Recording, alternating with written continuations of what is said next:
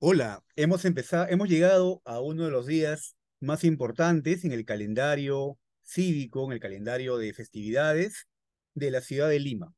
El mes de enero, sin duda, reúne a todos los amantes de la ciudad en torno a su historia y, por supuesto, como cada año, desde hace 488 años, se suelen realizar una serie de actividades recordando la historia de la ciudad y sobre todo los orígenes. En esta charla virtual que comparto con ustedes hoy, hemos titulado La Fundación de la Ciudad de los Reyes y en el tiempo que nos corresponda vamos a poder recordar, repasar, aprender de repente todo el contexto y los pormenores que se dieron en torno a la fundación de una de las ciudades que fue una de las más importantes en América del Sur durante varios siglos, ¿no? Que es nuestra ciudad de Lima, o la ciudad de los Reyes, como fue el nombre que tuvo esta fundación, ¿no? En aquellos años. Entonces, les doy la bienvenida a la charla La Fundación de la Ciudad de los Reyes.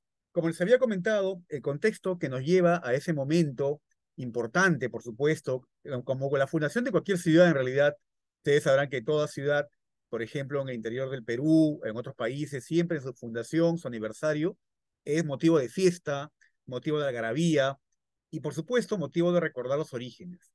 Los orígenes de la ciudad de los Reyes se remontan a mucho tiempo más atrás que la fundación misma con este nombre. La ciudad de Lima, el espacio geográfico donde se va a asentar la capital de este virreinato llamado Nueva Castilla en un principio, era un asentamiento, una comarca, un valle con una ocupación constante de casi 5.000 años de antigüedad. Es obvio imaginar que cuando los españoles pasaron por estas tierras, recorriendo por los antiguos caminos prehispánicos, cuya evidencia todavía se encuentra en la ciudad, debieron haber encontrado edificios, quizás muchos de ellos impresionantes, con paredes pintadas de amarillo, de rojo, bermejo, en la cual había también una actividad humana incesante, sobre todo en cuanto a la economía y a la actividad comercial de la gente que aquí vivía, que básicamente eran labores dedicadas a la agricultura y a la pesca, ¿no? Y más allá de ello, los edificios prehispánicos que se levantaban en estas tierras, más de uno debió haber sido impresionante, ¿no? La charla se iría por otro camino si empezáramos a mostrar toda la evidencia arqueológica que hasta el día de hoy sigue sorprendiendo en hallazgos, por ejemplo, de muros polícromos como en Garagay, ¿no? En Mateo Salado, el mismo Pachacamac, y en muchos lugares que también desaparecieron con el tiempo, ¿no? Que desaparecieron, pero que no obstante mostraron la evidencia de una sociedad organizada, una sociedad que tenía un cuerpo administrativo, había un curaca o cacique también como solían llamar, que gobernaba políticamente, económicamente y socialmente este lugar. Este era el contexto de la ciudad donde Pizarro va a decidir fundar la ciudad de los Reyes. Por supuesto, con el paso del tiempo, también hay que decirlo, se ha idealizado, ¿no? Se ha idealizado mucho los edificios que han acompañado a esta ciudad en épocas prehispánicas. Por ejemplo, la imagen que estoy mostrándoles nos muestra una quizás muy cercana vista de cómo pudo haber sido el centro de Lima antes de la llegada de los españoles, ¿no? Un espacio que destacó principalmente, era notorio por la presencia de caminos y de acequias o canales de agua, porque esto va a ser prácticamente el sistema, cómo se colonizó estas tierras en siglos pasados, en milenios pasados, ¿no? Como sabemos, la etimología de la palabra colonia indica un espacio un geográfico que va a ser ocupado por personas que van a utilizar los recursos naturales para poder crear vida en ese espacio. Ese es el concepto de colonizar o colonia. Y ese espacio seguramente hace miles de años, con un aspecto muy cercano, probablemente, porque son suposiciones que todavía inclusive hoy los estudios y muchos arqueólogos siguen todavía en debate, imaginando cómo pudo haber sido el aspecto de este lugar hace miles de años, probablemente un espacio desértico como es la costa peruana, pero que gracias al trabajo de ingeniería hidráulica desarrollada por sus habitantes a lo largo de 2000 años, convirtió ese espacio desértico en un vergel lleno de vida. Es un espacio donde, como acabo de mencionar hace un instante, van a converger caminos y sobre todo canales que traían el agua del río principal y lo llevaban a otros sectores para poder propiciar vida, para poder cultivar y donde, como acabo de mencionar, a lo largo de los siglos se van a establecer muchas culturas, ¿no? Muchas culturas como la Wari, la cultura inca inclusive, ¿no? Los incas, el imperio incaico, se van a hacer presentes en estas tierras, pero ninguno de ellas la tomó como capital, ¿ya? O sea, nuestra ciudad, la ciudad de Limac o Lima, nunca fue capital de ningún imperio pasado. Sí fue capital del virreinato y por eso la importancia de la fundación, cuyos detalles, datos y curiosidades vamos a repasar en esta charla, ¿no? En esta hora de charla que comparto con ustedes. Entonces, por supuesto, el trabajo esforzado de arqueólogos y también de investigadores a lo largo de los años, muchas veces llevados por la emoción de quizás darle una importancia mayor a la que tuvo, imaginó edificios monumentales, imaginó pirámides, edificios administrativos, templos religiosos en la zona donde hoy se ubica la Plaza de Armas. Y justamente esta acuarela nos muestra algo de esta idealización. Un templo dedicado al Puma Inti, ubicado donde se encuentra la Catedral de Lima, en este sector. Otro templo con un corral de llamas en un sector de la Plaza de Armas. Y claro, el gran palacio, como se decía, ¿no? De Taurichusco. Todo esto va a ser una versión de edificios de la plaza que al día de hoy ha perdido vigencia, ¿no? Debido a que la evidencia arqueológica no ha podido encontrar restos de edificaciones de esa magnitud en la Plaza Mayor. Esto no quita, por cierto, que esta acuarela nos sirva para quizás desviar la vista y ver otros aspectos que eran característicos en la ciudad de los Reyes o en la comarca de Lima, como fue en aquella época, y que acabo de mencionar, eran los caminos y las acequias. Sí sabemos, por cierto, debido al testimonio de viajeros tempranos, de cronistas tempranos, como Bernabé Cobo, Pedro César de León, entre otros, y además la esforzada labor de investigadores, como el arquitecto Juan Gunter, de que uno de los caminos prehispánicos más importantes del valle, un Capañán, pasaba por la vera, por el frente del tambo o la casa de Taurichusco, que hoy es el Jirón Junín, el Jirón Conde de Superunda y el Jirón Junín, y que se dirigía rumbo hacia Pachacama. Estos caminos que acabo de mencionar son los que van a ser recorridos por los españoles, que en su afán de encontrar una tierra especial, interesante, para poder establecerse, van a decidir fundar la capital de Nueva Castilla en nuestra ciudad actual, ¿no? En este lugar que estamos viendo y quiero hacer énfasis en ello, ya tenía edificios, ya tenía ocupación y por supuesto edificios monumentales que fueron enriquecidos, levantados, bastante cuidados, sobre todo en el periodo incaico, ¿no? Sobre todo Pachacamac. La imagen que ven es Puruchuco, por cierto, ¿no? Acá hemos puesto imágenes de Puruchuco, de la Huaca Paraíso, entre otras, ¿no? Algunos frisos ya desaparecidos, en Maranga, etcétera.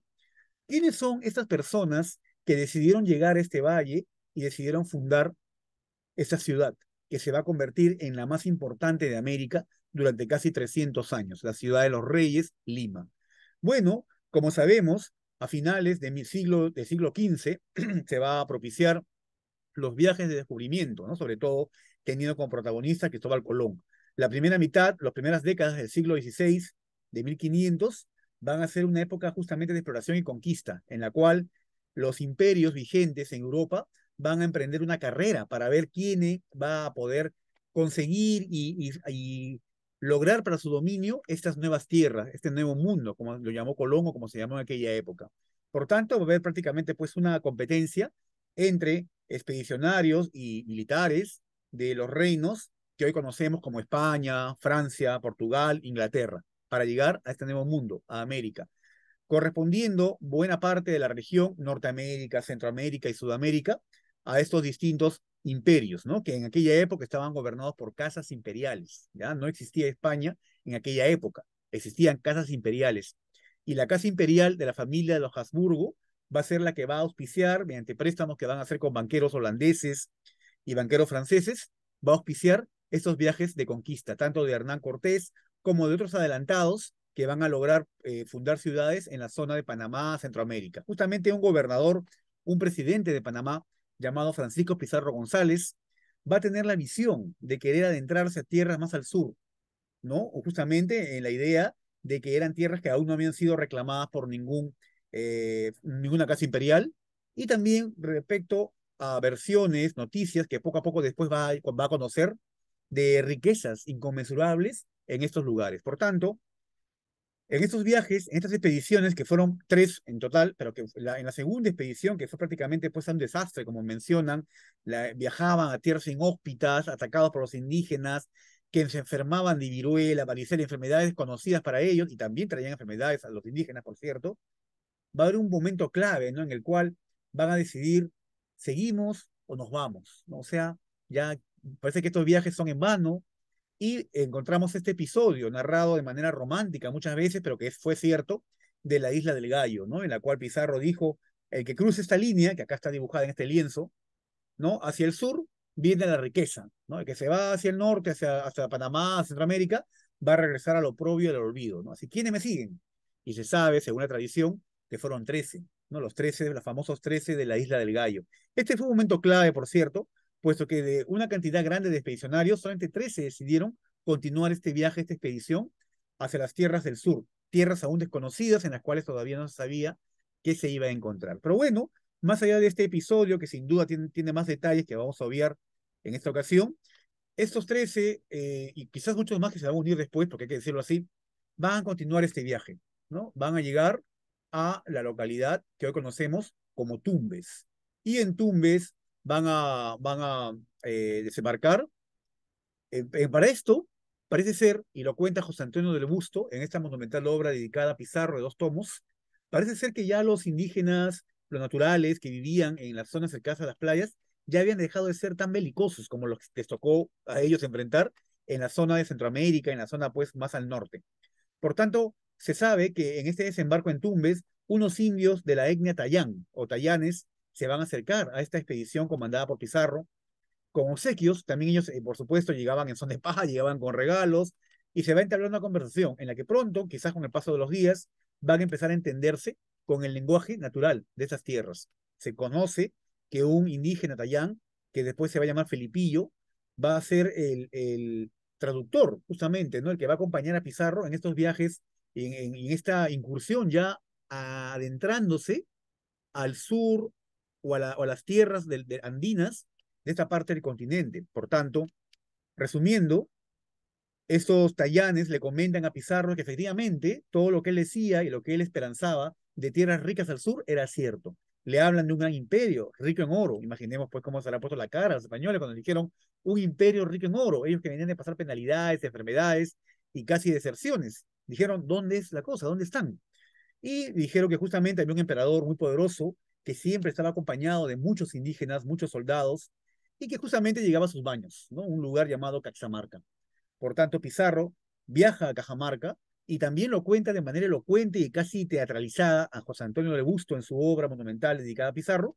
Se va a dar este episodio en Cajamarca de la captura del Inca, nada menos, ¿no? En un momento al atardecer de un día esperado por los españoles que querían entrevistarse con Atahualpa. Atahualpa, al parecer, que recién había vencido a su medio hermano Huáscar y se dirigía a ser proclamado como Inca al Cusco, ¿no? Va a dirigirse a conocer pues estos personajes de vestimenta extraña, ¿no? Que habían llegado, que se habían hecho presentes en este lugar. Por tanto, se sabe que esa tarde en Cajamarca, de un momento de mucha ansiedad, de mucha inquietud por saber qué iba a pasar, los españoles prepararon justamente una emboscada, ¿no? Colocando cañones y gente armada con arcabuz en sectores cercanos a la Gran Plaza, donde se encontraba este lugar donde Atahualpa iba a recibirlos. Por tanto, se da el encuentro. Atahualpa llegó después de varios minutos en la que muchos indígenas habían logrado avanzar y llegar a la plaza. La plaza estaba llena de indígenas incas, de soldados incas. Atahualpa no llegaba. Casi habían 4.000, 5.000 personas que habían llenado ese lugar ante la presencia de 140, 150 azorados españoles que no sabían qué iba a ocurrir. Por tanto, Atahualpa llega, ingresa con gran solemnidad en una litera, acompañado de otro señor, también con muchas alhajas, que era el señor de Chincha. Era tanto el lujo que exhibía el señor de Chincha que los españoles por un momento se confundieron. ¿Quién es el Inca? ¿No? Si este señor que está aquí, a la izquierda, o este otro, dirigiéndose pues quizás al señor de Chincha, ¿no?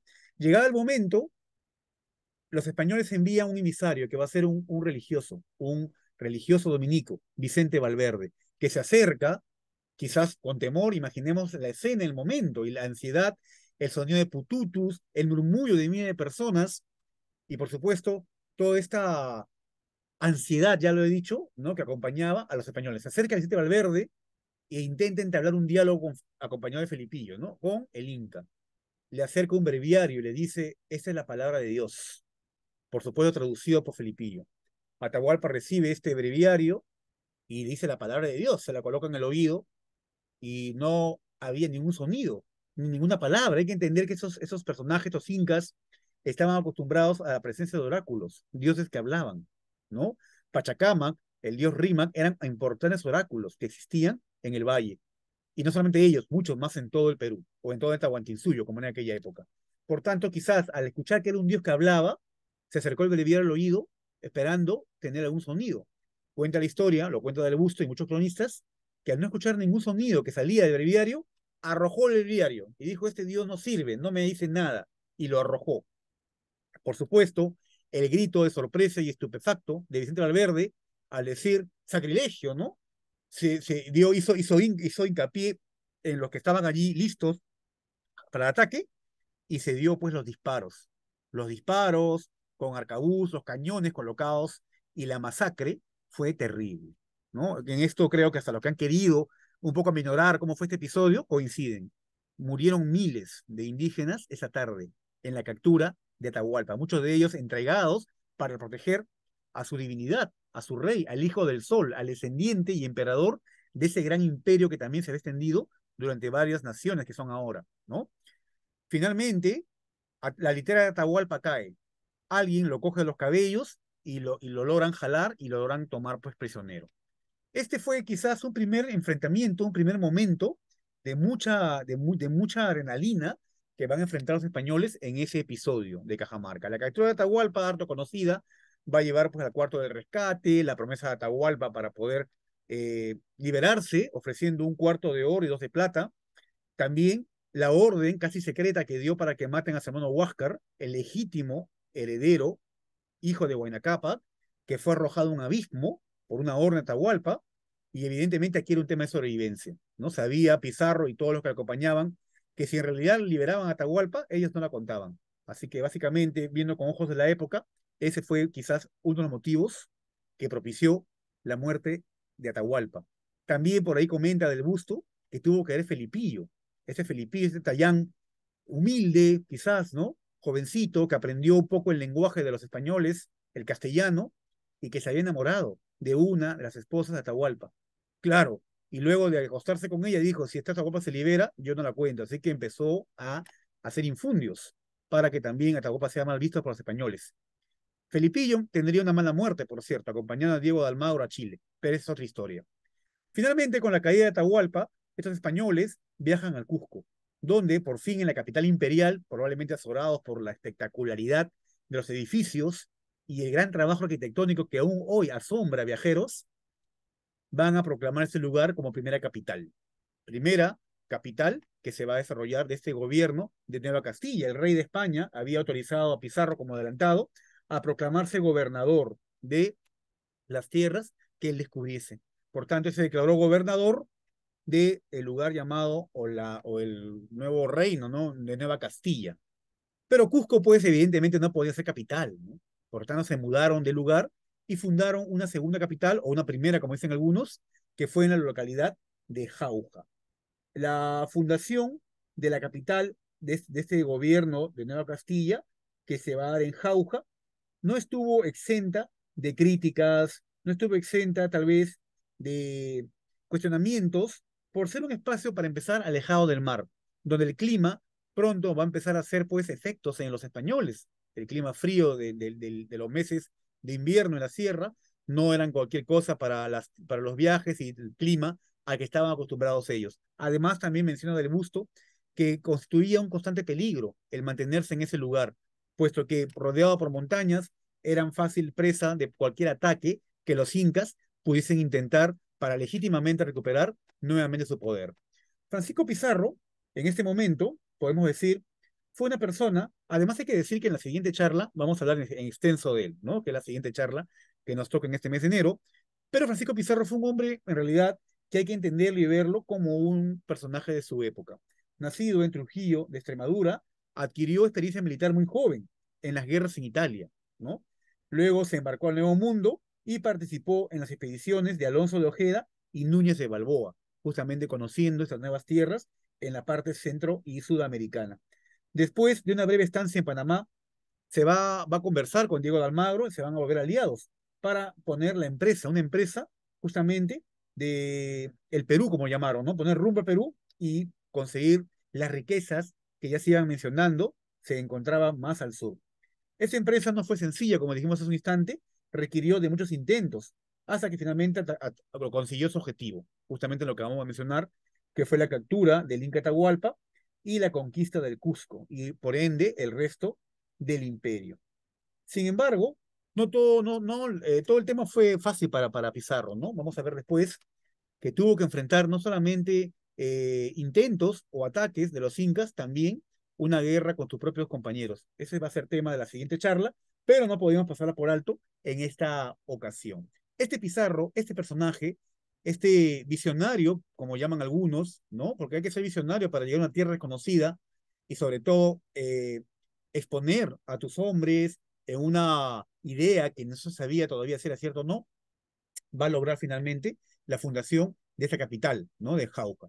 Como comentaba hace un instante, pronto este lugar va a ser criticado, va a ser puesto en cuestionamiento y se va a buscar un nuevo lugar, un nuevo espacio para fundar una nueva capital. Y aquí entramos ya ahora sí de lleno a lo que es la fundación de los reyes, ¿no? Se sabe que entre los meses de septiembre y octubre de 1534, Pizarro ya estaba convencido de que había que mudar la capital a un lugar cercano en la costa, ¿no? En la costa de este nuevo gobierno de Nueva Castilla.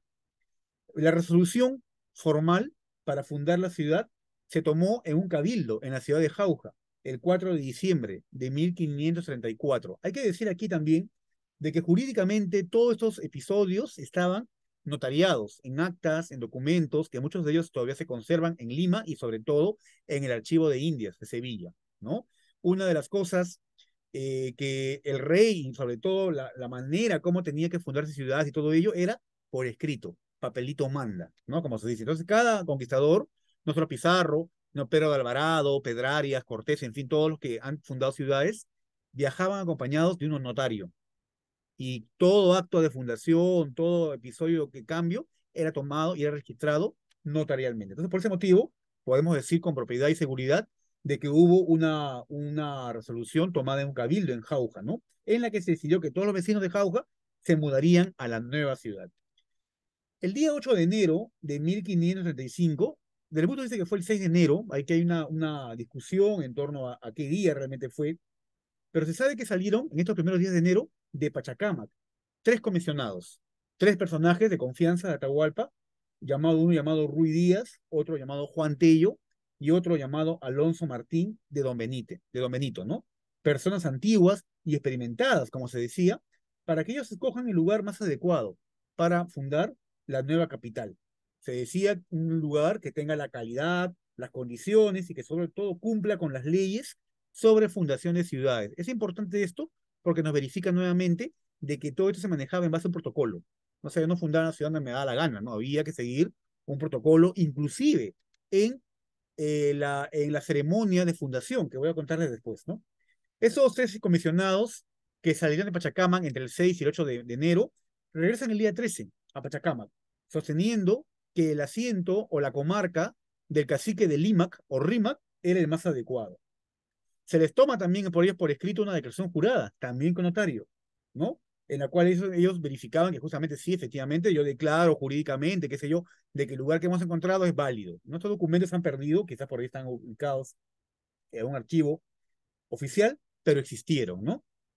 Entonces, se toma esta declaración jurada de estos comisionados, del gobernador de Pizarro, con los oficiales reales y toda la gente que eran vecinos de la ciudad, que se comprometían a trasladarse a la comarca de Lima para certificar, verificar las bondades de este lugar y proceder a la fundación de la ciudad.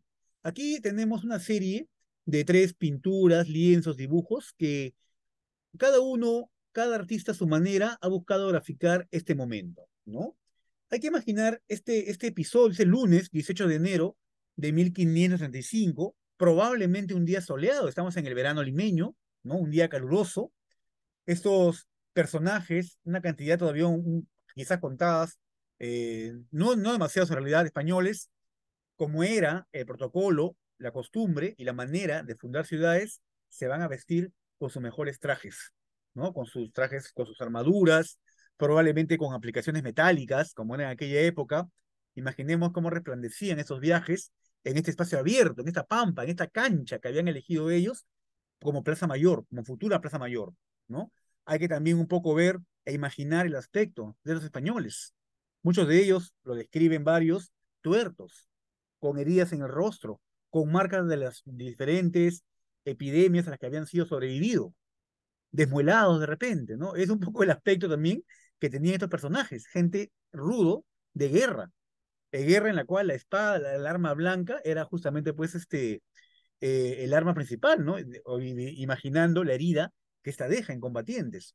Estos personajes se van a reunir en este espacio abierto a las afueras del tambo o la casa del curaca del Valle. Previamente ya se había hablado con el curaca, hablar es un decir, probablemente se le obligó a que él también firme o certifique que estaba cediendo esas tierras, ¿ya? Porque también notarialmente se sabe, ¿no? Cuenta la historia, por lo menos oficial, que Taurichusco cedió estas tierras y a cambio se le dio a él otras tierras, más al oeste, en lo que hoy es Magdalena, Magdalena Vieja, por lo libre, ¿no? Donde va a hacer trasladarse con su familia y va a conservar en cierto modo un poco sus privilegios. El hijo de Taurichusco, por cierto, Gonzalo Taurichusco, va a ser enterrado en la cripta de la iglesia de la Magdalena, ¿no? Un poco para verificar y certificar que ellos van a ser posesionarios de ese terreno. Luego de ser despojados o retirados, como sea que fuere, de lo que hoy es el centro histórico, el centro de Lima, donde Pizarro va a proceder a la fundación de la ciudad.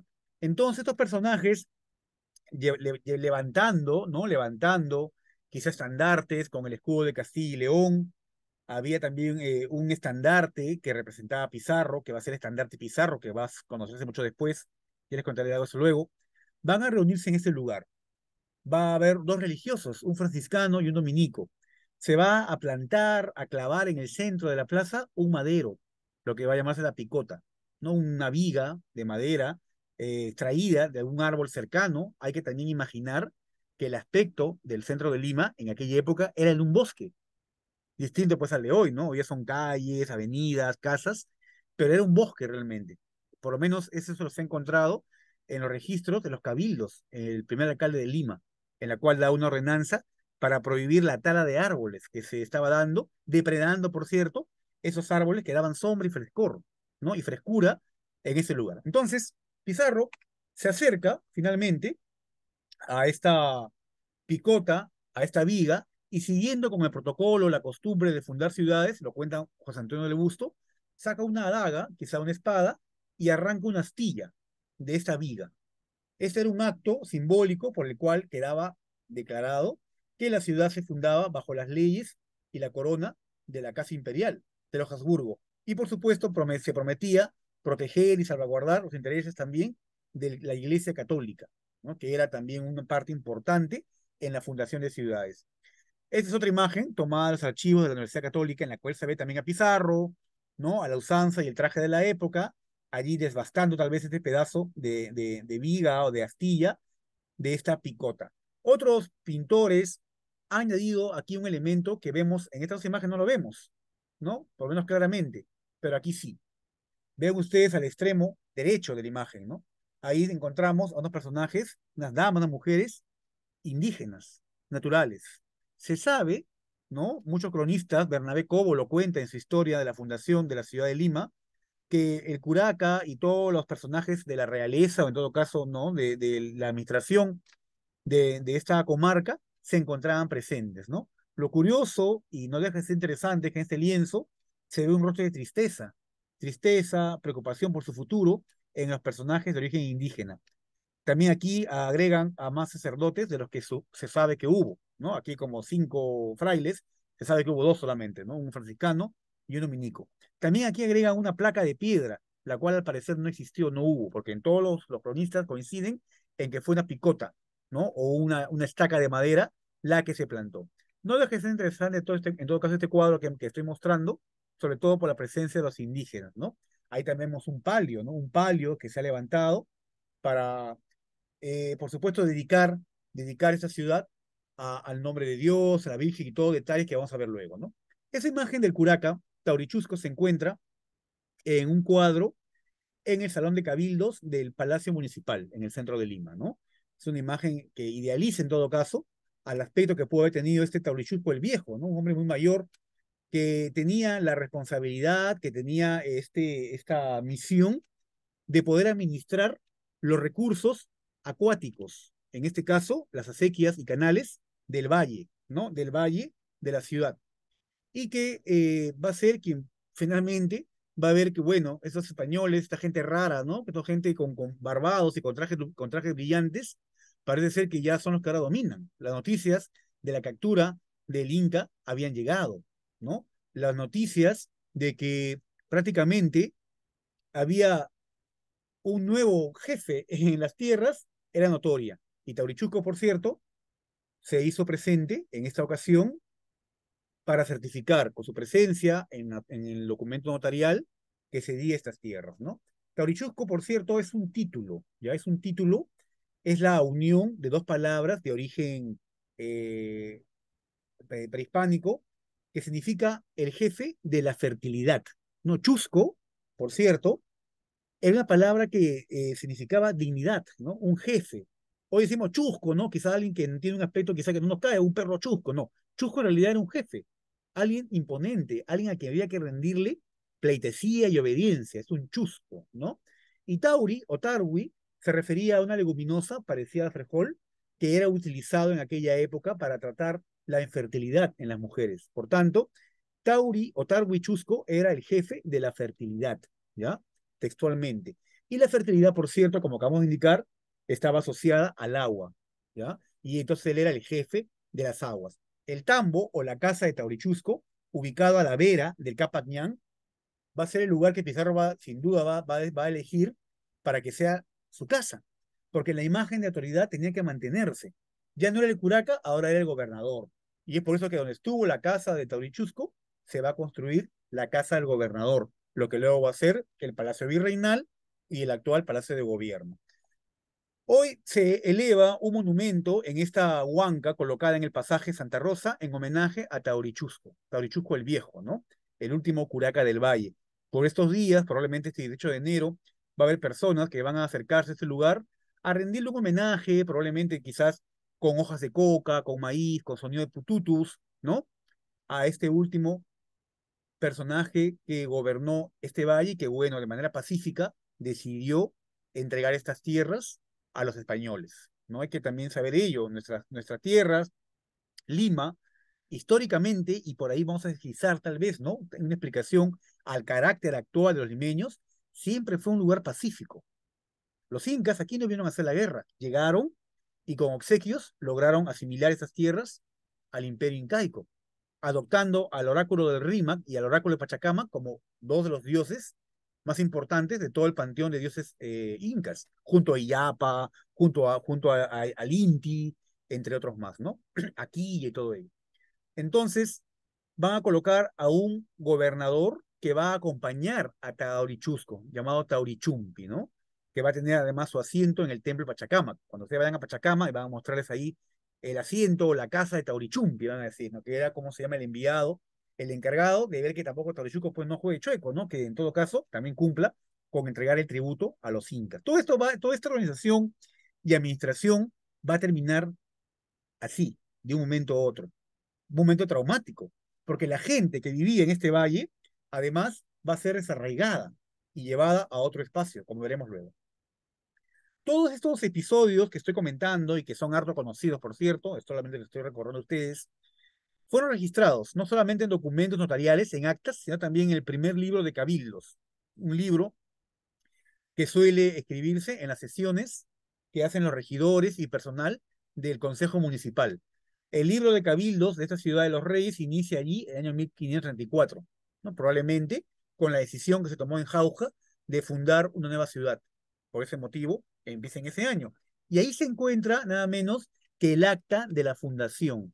Es un milagro que este documento se mantenga hasta el día de hoy, habida cuenta que el edificio municipal se ha incendiado en más de una ocasión, perdiéndose, por supuesto, valiosa información y documentos con el paso del tiempo. Esta acta se suele exhibir en estos días, sobre todo de fundación, en el salón de la municipalidad y transcrito, como vemos, aquí nos dan algunos detalles interesantes que vale la pena recordar y mencionar. Una transcripción del texto del acta de fundación de Lima.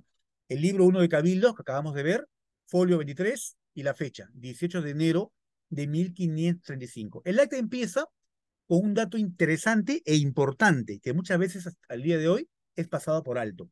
Dice aquí, y después de esto, en el dicho pueblo de Lima, lunes 18 días del mes de enero del dicho año de 35. Ven ustedes, en el dicho pueblo de Lima, se entiende por esto de que ya este lugar se llamaba Lima. Por tanto, podemos decir en este momento que Pizarro no fundó Lima. Pizarro fundó la ciudad de los Reyes, en el dicho pueblo de Lima, que era el nombre que tenía todo este valle. Por eso en enero, cuando decimos fundación de Lima, Pizarro fundó Lima, estamos cometiendo un error, involuntario por cierto, pero error, porque Pizarro no fundó Lima. Pizarro fundó la ciudad de los Reyes, que es a lo que vamos a abocarnos en este instante. Aquí en este documento, transcrito, como acabo de mencionar, del idioma castellano del siglo XVI, se cuenta un poco los detalles, ¿no? Los enviados, Ruy Díaz, Juan Tello, Alonso Martino Benito, para que vean a ver qué lugar, ¿no? Podía ser el adecuado. Dice aquí que pasearon por el dicho cacique de Lima, del cual dijeron sus pareceres, según de todo uso, que se contiene y que ha venido ahora para ser oficiales allí, ¿no? O sea, ellos que pasearon en los asientos o tierras del dicho cacique de Lima. Nuevamente vemos que Lima ya existía a la fundación de la ciudad. Si avanzamos un poco más, la parte quizá más emotiva, emocionante de esta charla, de esta historia, se encuentra aquí, ¿no? Se menciona aquí. Porque ahora, como dicho es, conviene que los pueblos se hagan una fundación, luego de mencionar los antiguos capitales, ¿no? Sangayán, que también fue Jauja, y todos ellos.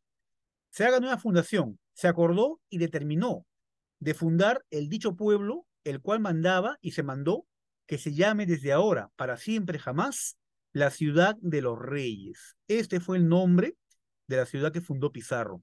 La ciudad de los reyes, nombre que se puso con toda solemnidad, desde ahora y para siempre jamás, ¿no? Eso no duró mucho porque la gente siguió llamando Lima a ese lugar. No obstante que de manera oficial, el nombre de la ciudad siempre fue este, Ciudad de los Reyes, el cual se hizo y pobló en nombre de la Santísima Trinidad, Padre, Hijo y Espíritu Santo. Tres personas son solo Dios verdadero, ¿no? Y acá cuando hablan pues del tema, el tema religioso, ¿no? Se añade que por ser Dios y por Dios y en nombre como es, conviene iniciar la ciudad con la iglesia.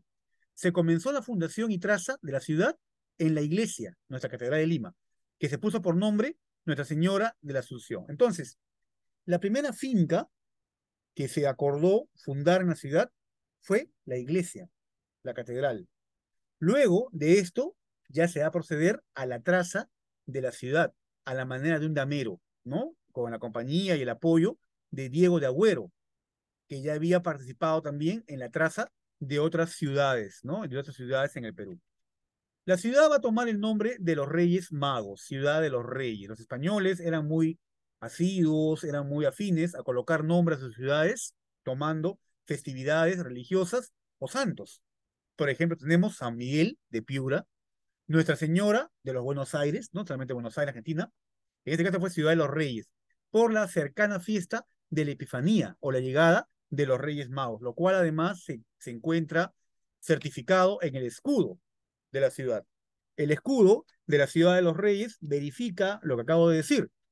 Un escudo otorgado poco tiempo después de la fundación, en el cual se puede apreciar este campo en azul, donde aparecen las tres coronas de los Reyes Magos y la estrella de Belén, ¿no? En la parte central de este escudo.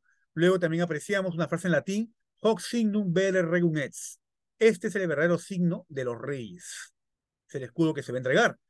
Las iniciales de los reyes vigentes de esta época, la I de Joana o Juana y la K de Carolus o Carlos, ¿no? O la reina Juana y su hijo Carlos, Carlos I o Carlos V, de acuerdo a la región, como las cabezas de la casa imperial que va a otorgar este escudo. La presencia del águila va a tener variantes, al principio va a ser un águila con dos cabezas, un águila bicéfala, que va a ser además también usada en el escudo de la Casa Imperial de los Habsburgo. Y luego hay la variante del águila, pues ya así separada, ¿no? Que también por ahí mencionan el águila de San Juan. San Juan, patrón de la reina Juana, por cierto, ¿no?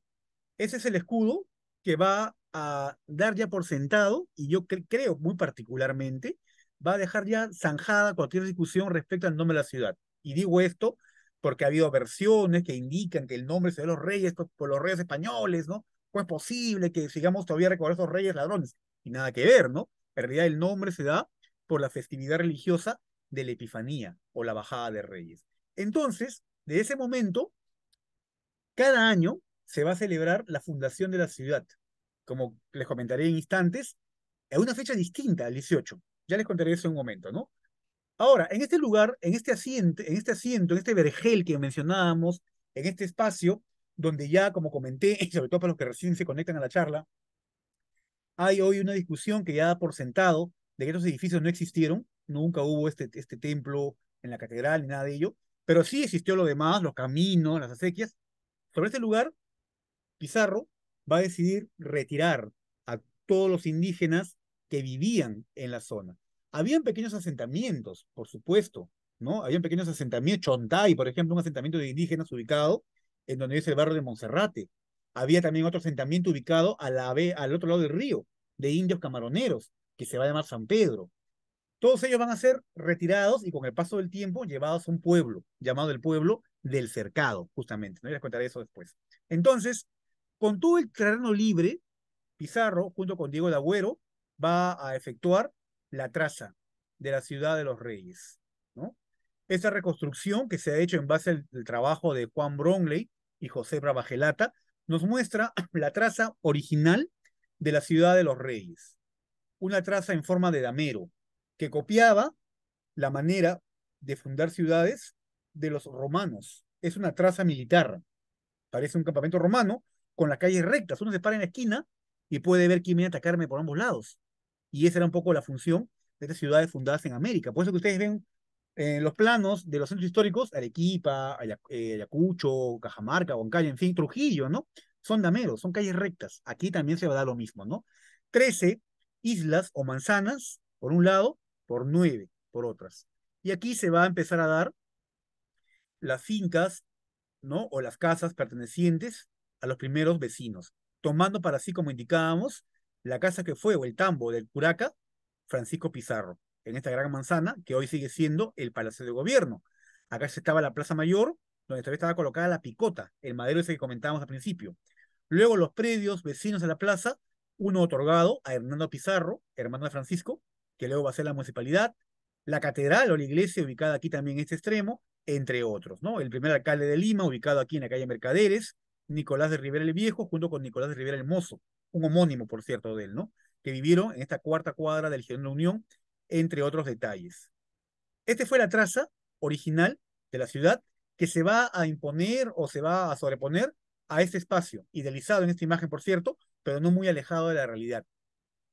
Los caminos prehispánicos, ¿no? Se van a mantener en algunos sectores, sobre todo en la zona de barrios altos. Esta es otra reconstrucción de un libro publicado en 2014, en el cual se va viendo cómo se superpone la traza de Damero al espacio donde va a estar, o donde está ubicado esta comarca de Lima, o asiento del cacique de Lima, como aparece en el acta de fundación. Muchos han verificado que, según documentos tempranos, el oráculo o el templo del oráculo del Rímac, del dios Rímac, estuvo ubicado en la zona de Barrios Altos. Hoy Plaza Italia indica aquí, ¿no? Probablemente ocupando algunas manzanas más hacia el Jirón Huánuco. El Jirón Junín, que ustedes pueden ver acá, Miro Quesada, que vienen del Damero, acá se vuelven calles curvas, calles un poco pues sinuosas, porque todavía mantienen, como repito, el trazo de los caminos prehispánicos que hubo en este lugar. También en este plano se han considerado las acequias y caminos. Eso era el valle a la llegada de Pizarro. Y sobre ello se va a sobreponer la traza de la ciudad. En un plano de 1600, como este, ya se puede ver que la ciudad va creciendo, aún se siguen poniendo los caminos que lo atraviesan, sobre todo fuera del Damero, que son prehispánicos, y aquí apreciamos ya la fundación de el cercado, del pueblo del cercado, que tomaba ese nombre porque estaba cercado, tenía un muro, ¿no? De 5 o 6 metros de altura, donde fueron llevados a vivir los indígenas que antes vivían dispersos en todo este valle, el centro de Lima y en la zona del Rímac, donde, como comento, se va a fundar un pueblo llamado San Pedro de los Camaroneros, ¿no?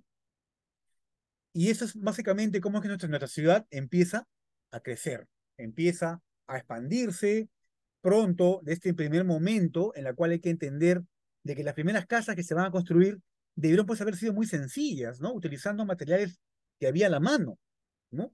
Adobones probablemente, techos de madera, de paja, ¿no? Pero que luego, de acuerdo al aumento de la economía de los vecinos, ¿no? Las encomiendas, en fin, todo el tema este del oro y todo ello va a hacer que se conviertan en vecinos ricos. Va a dar a pie a la construcción de importantes edificios y sobre todo suntuosos conventos y monasterios que van a ser un poco la imagen y el sello de Lima, ¿no? En el siglo XVII, que es el que sigue al siglo de la fundación. Esta pintura de 1680, que estuvo en una colección particular y que luego salió a la venta y hoy la compró el Museo de América en España, nos da una idea de la opulencia a la que llegó la ciudad de los reyes en el siglo XVII. Plaza Mayor de Lima, cabeza de los reinos del Perú, año de 1680. Para llegar a esto, nuestra ciudad ya había pasado por diferentes episodios bastante, digamos, traumáticos, si se quiere. Por ejemplo, apenas al año de fundada la ciudad de los reyes, en 1536, los incas se organizaron y dirigidos por un capitán, Quiso Yupanqui, si es que no me falla la memoria en ese momento, quiso tomar la ciudad, ¿no? Hubo un asedio inca, lo que se llama el Cerco de Lima, ¿no? Y, por supuesto, Pizarro, azorado por esta presencia de miles de incas que habían llegado por la colina San Jerónimo, los cerros del Rímac, y que estaban a punto de entrar a la ciudad y acabar con esta historia, ¿no? Qué bonito de los reyes, pero no te queremos, que desde los incas. Apoyado por ejércitos, soldados de las etnias cercanas, de curacasos locales, asistido, por cierto, por su esposa Inés Guaylas, va a lograr defender la ciudad y vencer y sobre todo sostener la ciudad a pesar de este asedio que no tuvo éxito, ¿no? Luego los terremotos también van a ser otros episodios traumáticos que van a dejar destruir la ciudad en más de una ocasión. En el siglo XVII, por ejemplo, antes de esta foto, hubo un terrible terremoto en 1655. Otros más también fuertes se habían dado en el siglo XVI. El temor de los piratas también se hace presente en la sociedad. Estos temores, pero también la religiosidad, la fe acendrada, que va a dar 5 santos en este siglo, sin duda, van a ayudar a que el carácter de los limeños quede asentado y se convierta en una ciudad monasterio y a la vez una ciudad opulenta, donde siempre, sobre todo en el mes de enero, se recordaba la fundación de la ciudad. Una ciudad que todavía, a pesar de los edificios y arquitectura europea, va a mantener evidencia de su pasado prehispánico en la forma de las acequias, los canales, esto que había enamorado a estos 3 emisarios que dijeron ni hablar, en este lugar hay agua, hay cultivo, hay árboles, aquí tiene que fundarse. Vayamos a contarle a don Francisco. Y se fundó la ciudad de los Reyes por ese motivo. Esas acequias todavía van a quedar allí hasta el siglo XIX, parte justamente o recuerdo de este trabajo esforzado de culturas afincadas en esas tierras en siglos pasados. Como mencionaba, cómo se celebraba, cómo se recordaba la fundación de la ciudad. Pues bien, había un símbolo que era el estandarte real, que cada 6 de enero ya salía en procesión cívica por 4 plazas. Este es un dibujo de una idealización de cómo pudo haber sido el estandarte real, ¿no? En un lado tenía el escudo de la ciudad, las 3 coronas de los Reyes Magos, la estrella de Belén y la frase en latín ya mencionada. Este es de Guerreros de los Reyes. Al otro lado tenía el escudo de Castilla y León, ¿no? Y este estandarte, como repito, salía el 6 de enero. Desde el 5 de enero se hacían preparativos para pasear el estandarte por la ciudad.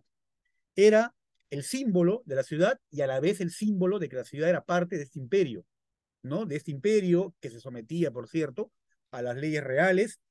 Y a lo que voy es que la celebración, ¿ya? De la fundación no era el 18 de enero, era el día 6 de enero, con el paseo del estandarte real, que se daba como indicado a cargo del alcalde, el alcalde ordinario de la ciudad. En Lima antes se elegía alcalde cada año, se elegían 2 alcaldes, ¿no?